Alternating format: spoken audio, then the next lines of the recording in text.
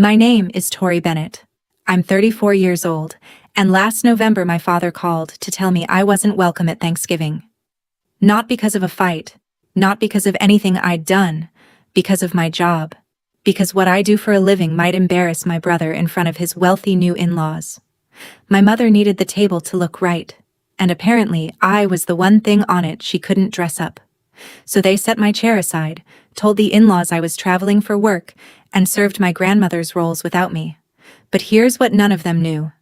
The company those fancy in-laws had just signed their biggest contract with, the founder they'd been praising at their own dinner table for weeks, had my name on the door. And 4 weeks later, at a party with 80 witnesses, one polite question would take my family's perfect picture apart piece by piece. Welcome back to Calm Drama Stories, where quiet women finally get heard. Grab your coffee and settle in. If you've ever been the one your family edits out of the picture, this story is for you.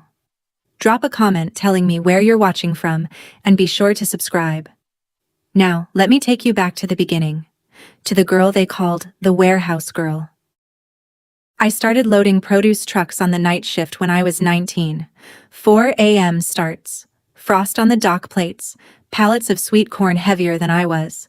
I'd come home smelling like diesel and cardboard, sleep 4 hours, then sit in the back row of an evening accounting class at the community college with grocery store coffee and a used textbook. At 22, I bought my first refrigerated truck at a repo auction.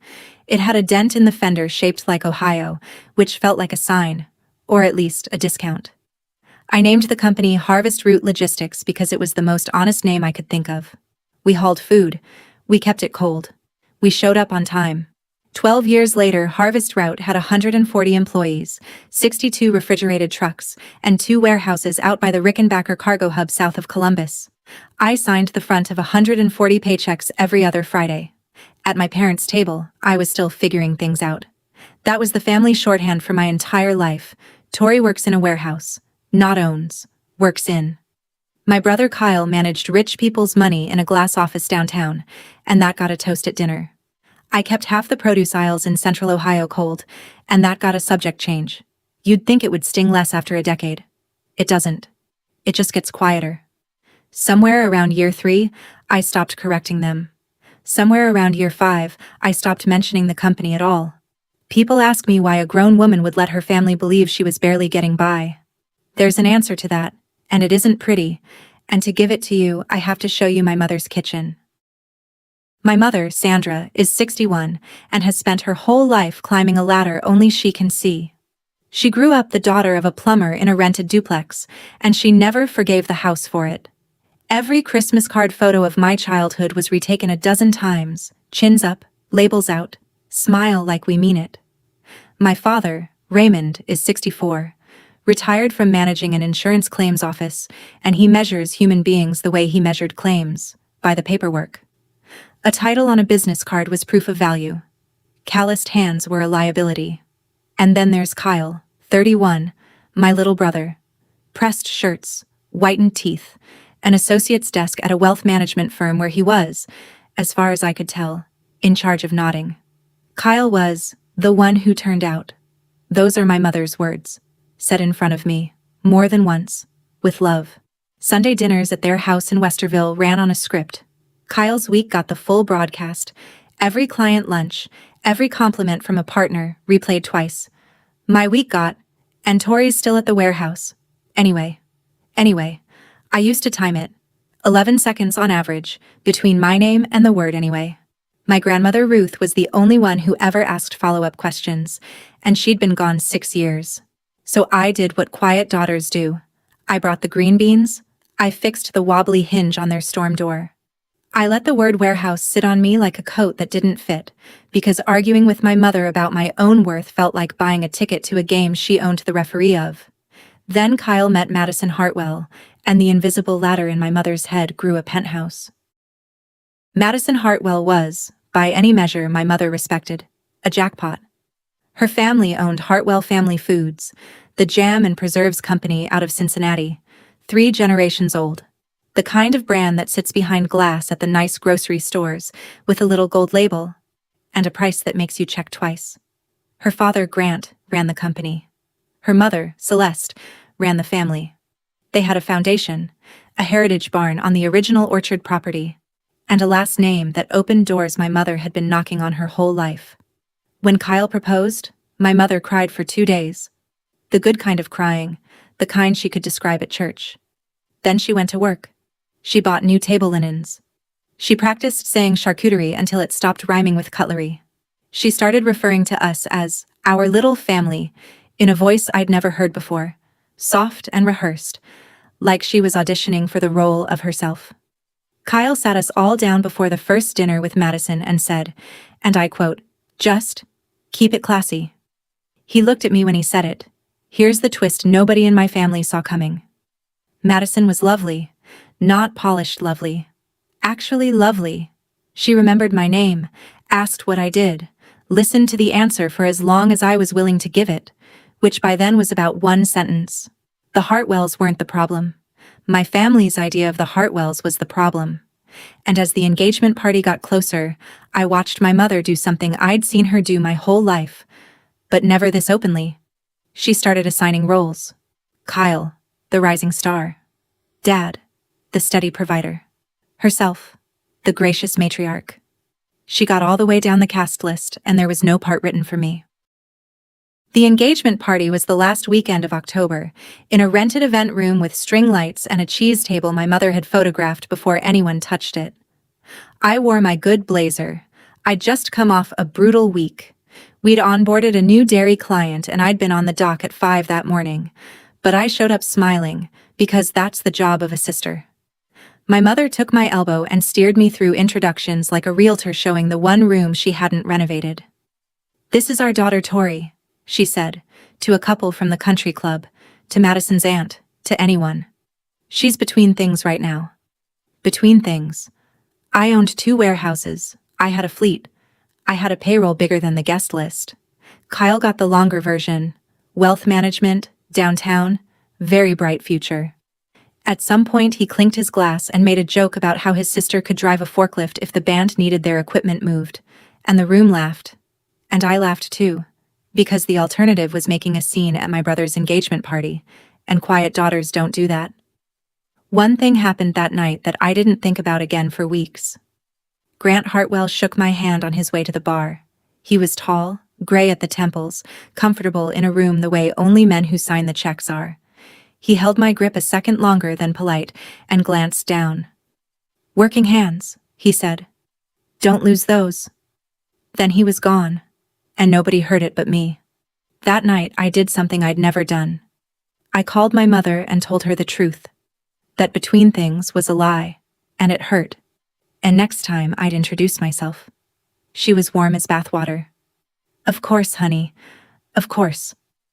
3 weeks later, I found out what "of course" meant in my mother's language. The news came at Sunday dinner, delivered like a state announcement. The Hartwells were coming to Thanksgiving.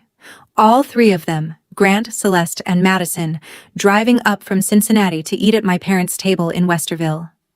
Madison had pushed for it. She wanted the families close, wanted her parents to know Kyle's people before the wedding. My mother said yes before the question was finished, and then she went to war. Within a week, there was a tasting menu. An actual tasting menu, for Thanksgiving, the holiday whose entire menu was invented before any of us were born. She hired the neighbor kid to re-edge the flower beds in November, when nothing was blooming and nobody would see them under coats. She borrowed crystal glasses from her friend Lorraine and washed them twice. I stood in her kitchen on a Saturday while she laid 3 napkin options on the counter like surgical tools, and that's when she said it. The sentence that would follow our family around for the rest of this story. "We need this table to look right." She didn't even look up when she said it. It wasn't cruel. That's what I want you to understand. It was worse than cruel. It was operational. I said I'd bring Grandma Ruth's dinner rolls, the ones from her recipe box, the ones I'd made every Thanksgiving since she passed. My mother said that would be fine. I remember being pleased. I remember actually feeling grateful to be assigned a dish, the way you feel grateful for scraps when you've decided scraps are a kind of love. What I didn't know was that other conversations were already happening. Twice that week, my father's phone lit up on the counter with Kyle's name, and both times my father took it in the garage. The call came on a Tuesday night in the middle of November. I was standing in my kitchen with flour on my hands, testing Grandma Ruth's roll recipe because the oven in my townhouse runs hot and I wanted them perfect. My father's name on the screen. Dad never called. Dad was handed the phone at the end of Mom's calls like a notary. Tori. He cleared his throat twice and I heard paper. I swear to you I heard actual paper, like notes. Your mother and I have been talking. About Thursday. And we think, well, maybe this year isn't the year. I asked what that meant. He walked me through it with the gentle, reasonable voice he used to deny people's claims for 30 years. The Hartwells were a certain kind of people. Established people. There would be questions, natural questions. What do you do questions? And honey? A warehouse. How do we dress that up? There it was. I looked at the flour on my hands. He kept going, filling my silence with the script. This was Kyle's night. Kyle needed this to go well. Surely I understood. We'd do a little dinner, just us, sometime after the holidays. Then, softer. Like it explained everything. Your mother needs this table to look right. I asked him one question. Did Kyle ask for this, or did Mom? The pause went on so long I could hear their refrigerator humming in Westerville. That pause was the honest answer, and both of us knew it. So he didn't try to build another one. I said I understood. I didn't. But I said it, because I've been saying it my whole life, because holding a family together is a job somebody has to volunteer for, and I'd been volunteering since I was old enough to carry a casserole. I hung up. I stood in my kitchen holding a recipe card for rolls nobody wanted, and then the phone rang again. It was my office. It was Denise, my chief operating officer, who has been with me 10 years and calls after hours only when something is worth it. You sitting down or wallowing? She said. Both, I said. Good, because this is the strangest folder I've ever been sent. A procurement broker out of Cincinnati had contacted us. A request for proposal. Sent blind, client name withheld. Codename, Project Orchard. A family-owned specialty food company, established brand, preparing a major retail expansion across the Midwest, seeking a refrigerated logistics partner for the whole program. Full cold chain, warehouse to shelf. If we won it, it would be the largest contract in Harvest Roots history. Denise read me the client's stated requirements over the phone, and one of them made me laugh out loud for the first time that night. The client wanted a partner with, quote, family-run values. Family-run values. I'd just been uninvited from Thanksgiving by my own parents, and here was a mystery company across the state, willing to pay real money for exactly the thing my family couldn't see from 3 feet away. Life doesn't usually hand you your irony that fast. Usually, you have to wait years. I told Denise we were going after it with everything on the shelf. If my family wanted me invisible that November, fine. I know what to do with an empty calendar. I do what I have always done since I was 19 years old on a frozen dock. I work. Before I tell you who is behind that folder, tell me in the comments. Has your family ever hidden what you do for a living? I read every comment on these videos. And if you've ever been left off a guest list so a table could look right, hit subscribe. You'll want to see how this dinner ends. We had 3 weeks to build the pitch, and I treated it like a harvest. You sleep after, not during. Denise pulled our safety record and our on-time numbers, 5 years of them, clean as a new windshield. Our operations lead mapped a route plan with temperature checkpoints from dock to shelf, every handoff accounted for, because with preserves and fresh pack products, the difference between premium and garbage is a few degrees on a July afternoon. Our competition, the broker let slip, was 2 national firms. The kind with skyscraper addresses and account managers who rotate every 8 months. So I did the thing national firms don't do. At 4 in the morning on a Sunday, I drove the Columbus to Cincinnati corridor myself in one of our reefers, timing every leg, noting every construction zone, checking where a driver could actually stop, because a route plan drawn by someone who has never sat in the seat is fiction with a logo on it. I drove home as the sun came up over the flat fields along the interstate, and I felt like myself for the first time in weeks. The pitch was in a rented conference room at the broker's office in Cincinnati. Halfway through, I noticed the frosted glass panel along the side wall, and behind it, shapes. The client was in the building, watching, listening, unseen. I remember thinking, somebody wants to know who we are when we can't perform for them. I like them for that. I closed the way I always close. Big logistics firms will sell you software, I said. I'll sell you the name of the driver who will knock on your dock door. And if anything ever goes wrong at 2 a.m, the phone that rings is mine. The shapes behind the glass didn't move. 2 days later, the broker called. They chose you, the broker said. Unanimous. I sat down on a stack of pallet wrap, which is not dignified, and I didn't care. The terms were simple and a little strange. The client's identity would be disclosed at contract signing, not before. Big families and big brands are private like that. I'd seen it before and thought nothing of it. What I remember from that afternoon is the warehouse. Denise ordered pizza for both shifts, and my drivers stood around the break room in their thermal jackets grinning like we'd won a playoff game. Because we had. Ray Delgado, who has driven for me for 11 years, pulled me aside by the time clock. Not to talk about the contract. Boss, my kid made the honor roll, he said. First time. Wanted you to know. That's what I was building. Not a warehouse. A place where a man's first thought after good news is to tell somebody who will actually be happy for him. I understand some of you already see where this is going. I promise you, standing in that break room with pizza grease on my sleeve, I did not. The broker passed along one line from the client's debrief that I wrote on a sticky note and kept on my monitor for a month. They said the founder showed up herself. The big guys sent slide decks. Somebody out there gave me the credit my own family would have found embarrassing. Denise raised her can of soda that night and said, "Here's hoping they're not psychos." I laughed. It's a jam company, Denise. How dramatic can jam people be? I want you to remember I said that, because the signing was set for the week of Thanksgiving, and the universe was already setting the table.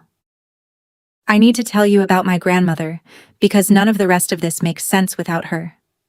Ruth Bennett ran a diner off Route 40 for 31 years. Vinyl booths, bottomless coffee, rolls she made at 4 a.m. because, she said, dough is honest at that hour. I spent my summers there, wiping counters and watching her feed truckers and teachers and the occasional judge, all at the same counter, all charged the same. Feed people right, she told me once, flour to her elbows, and you'll never be small. She was the only person at any family table who asked me follow-up questions. When she died 6 years ago, she left me 3 things: her recipe box, her apron, and a thin gold bracelet she wore on her right wrist, her working hand. Here's the part that answers the question from earlier, about why I let my family believe I was barely getting by. The year before she died, my parents threw a big catered birthday party for my mother. I just bought our second warehouse. I drove over in one of the new trucks, white, clean, our Harvest Basket logo on the side. Because I was proud, and I wanted, one time, to be seen. My mother met me in the driveway before I could even shut the door. "Honey, could you park that around the block?" The neighbors. Around the block. I parked it around the block. I stood at that party for 3 hours and told nobody my news, and that was the day I stopped mentioning the company. Not out of shame, out of arithmetic. You stop making deposits where the account only ever reads 0. One more thing about Ruth's diner. On the shelf by the register, all those years, she stocked little gold-labeled jars of a fancy jam out of Cincinnati. Hartwell's. The Saturday before Thanksgiving, Kyle's leased German sedan pulled into my driveway. First time in months. He came in, declined coffee, complimented my townhouse the way you compliment a hotel room, and got to it. "So, Thursday," he said, hands in his pockets. "Look, it wasn't my idea, but since it's happening, Mom wanted me to go over a couple things. If it ever comes up with the Hartwells, what you do?" I waited. Watching my little brother rehearse is one of the few free entertainments left in this economy. Just say you're in shipping. Keep it vague. Actually, he glanced at his phone, and I realized he was reading from notes, just like Dad. "Mom thinks maybe don't mention work at all." There it was. They had scripted me even in my absence. A walk-on role with no lines, played from another city. I kept my voice level, which by then was a skill I could have taught at the community college.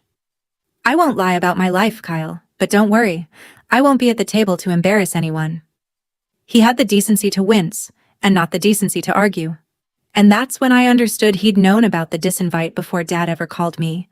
Probably sat in the kitchen while it was decided, nodding, the thing he's professionally best at. He left with a handshake. An actual handshake, like we'd concluded a meeting. I stood in my driveway watching his taillights, and finally put words to the thing that had been sitting on my chest for a week. They weren't hiding my job. My job was 2 warehouses, 62 trucks, and 140 families with health insurance. They were hiding me. On the Monday of Thanksgiving week, I drove out to Westerville with the rolls. I'd made them anyway. 3 dozen, from Ruth's recipe card, packed in the tin she used to use, because being uninvited from the table didn't mean my grandmother had to be. My mother answered the door in her apron with her reading glasses pushed up in her hair, and she did not ask me in. She took the tin at the threshold like a delivery, which, I suppose, is what I was now. Behind her, I could see the dining room staged like a magazine shoot, the borrowed crystal, the new linens, and on the sideboard, a hand-drawn seating chart. I have very good eyes. 15 years of reading manifests off a clipboard at dawn will do that. There were 6 names on that chart. Mine was not one of them. And the chair where I have sat every Thanksgiving of my adult life, left side, near the kitchen, because I'm the one who gets up to help, had a new name inked in my mother's careful cursive. Grant H. She saw me seeing it. To her credit, she didn't pretend. To her greater discredit, this is what she said, adjusting her glasses like the matter was clerical. Don't be dramatic, sweetheart. It's one dinner. We need this table to look right. That sentence again. The family motto, 3 for 3. I said, enjoy the rolls. And I walked back to my car. And I want to be honest with you about that drive home. I cried from the Westerville exit to my own garage, one time, quietly, with the radio off. Then I was done. The next morning, our attorney sent over the Project Orchard contract, ready for signature. And everything changed shape. We signed in our conference room, the one that overlooks the dock, because I like clients to see trucks moving while they commit to us. The client was signing remotely. Their pages had come through that morning, executed first, which is a courtesy you don't see much. The contract sat in front of me, thick as a phone book. I flipped to the signature page the way I always do.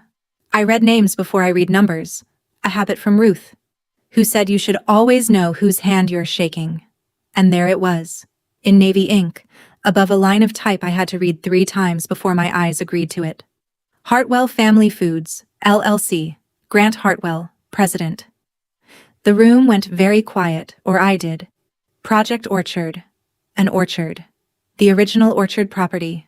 The heritage barn. The gold-labeled jars on Ruth's diner shelf. The tall man at the engagement party looking down at my grip. Working hands. Don't lose those. My brother was marrying into the family whose entire Midwest expansion was about to ride on my trucks, and none of them had any idea. And in roughly 48 hours, the Hartwells were going to sit down at my parents' Thanksgiving table, in front of a seating chart that had traded my name for theirs. I did not celebrate, and I did not panic. I picked up the phone and called our attorney, and I asked her one question. Is there a conflict? She walked the fence line of it and came back clean. A client's daughter engaged to my brother is a relationship, not a conflict. No ownership crosses, no money crosses, nothing crosses but a wedding aisle. I documented the connection in an email to her and Denise the same hour, so the record would show we flagged it ourselves, on day 1. Then I signed my name the way I always do. Small letters. No flourish. That night, I sat at my kitchen counter with my phone in front of me and my thumb over Kyle's name. Twice I picked it up. Twice I set it down. Walk it with me, because I've walked it 100 times since. If I called and said, your future father-in-law just signed the biggest logistics deal in my company's history, what happens? It becomes a thing I did. A grenade I rolled under their perfect table. My mother spins it by morning. Tori's trying to make the wedding about herself. And there was something else. Something cleaner than fear. They had given me an instruction, in writing, through their appointed messenger in his nice sedan. Don't mention work at all. For once in my life, my family's wishes and my professional obligations pointed the same direction. My client valued privacy. My mother demanded silence. Fine. I would give them both exactly what they asked for. Denise, when I told her the whole picture over coffee the next morning, put down her cup and said the sentence I've repeated to myself ever since. You didn't build a trap, Tori. You built a company. If the walls close in on them, that's architecture, not revenge. So I made myself one rule, and I want you to hold me to it as this story goes on. I would not fire the first shot. I would not drop hints, make calls, or arrange a reveal.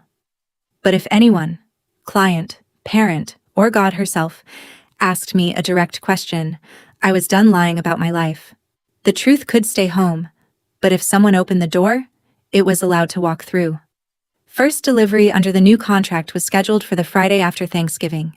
The two halves of my life were now one day apart on the same calendar. Thanksgiving Eve, my mother called, sugar from the first syllable, which with her is a weather warning. She wanted to align on details, she said. Align. If the Hartwells happen to ask about me. And they probably won't, honey. People don't really... She caught herself. But we both heard the end of that sentence. The family would simply say I was traveling for work. You understand. It's simpler. Traveling for work. I looked out my kitchen window at the dark and thought. I built a company specifically so other people could do the traveling. Then came the second request. And this one I want you to hear plainly. She asked for the roll recipe. Ruth's recipe. Because Kyle had mentioned the rolls to Madison as a family thing, and wouldn't it be sweet if it was, quote, the recipe he grew up making?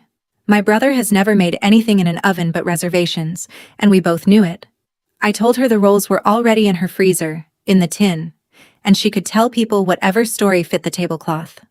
The table needs to look right, I said. She thanked me and missed the tone entirely, or chose to.